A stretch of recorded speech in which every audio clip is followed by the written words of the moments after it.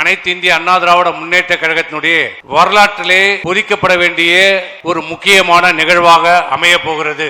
ஏனென்றால் இந்த செயற்குழு பொதுக்குழு தான் இன்றைக்கு ஆண்டு கொண்டிருக்கின்ற மக்கள் விரோத அரசு ஸ்டாலின் அரசுக்கு சங்கு ஊத போடுகிற ஒரு பொதுக்குழு.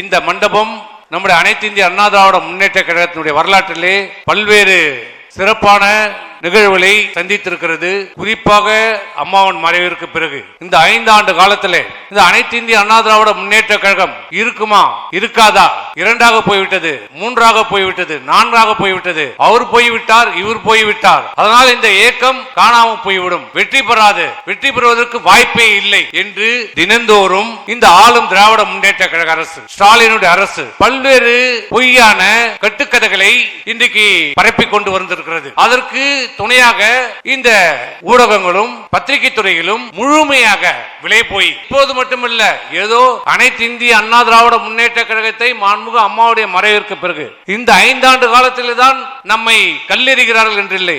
எப்போது அனைத்து இந்திய அண்ணா திராவிட முன்னேற்ற கழகத்தை புரட்சித் தலைவர் எம்ஜிஆர் அவர்கள் தொடங்கினார்களோ அன்றையிலிருந்தே இந்த அனைத்து இந்திய அண்ணா திராவிட முன்னேற்ற கழகத்தை இந்த இயக்கம் வெற்றி பெறுமா, நடிகர் ஆளாள முடியுமா என்று கேட்டவர்கள் தொடர்ந்து அம்மாவை பார்த்து இந்த அம்மா ஆட்சி செய்ய முடியுமா என்று சொன்னவர்கள். அம்மாவின் மறைவிற்கு பிறகு இந்த இயக்கம் இருக்காது, இந்த ஆட்சி இருக்காது, எடப்பாடிக்கு ஆள தெரியுமா, நிர்வாகம் தெரியுமா என்று கேட்டவர்கள் மத்தியிலே 4.5 ஆண்டு காலம் சிறப்பான ஒரு ஆட்சியை ஏழை மக்களுடைய மனநிலையை புரிந்து, விவசாயிகளுடைய மனநிலையை புரிந்து, அனைத்து தரப்பு மக்களுடைய மனநிலையை புரிந்து ஆட்சி செய்த ஒரு முதலமைச்சராக, விவசாயியுடைய முதலமைச்சராக, மக்களுடைய முதலமைச்சராக 4 ஆண்டு காலம் சிறப்பாக நிறைவு செய்து காட்டியிருக்கிறது அனைத்து இந்திய அண்ணா திராவிட முன்னேற்ற கழகம்.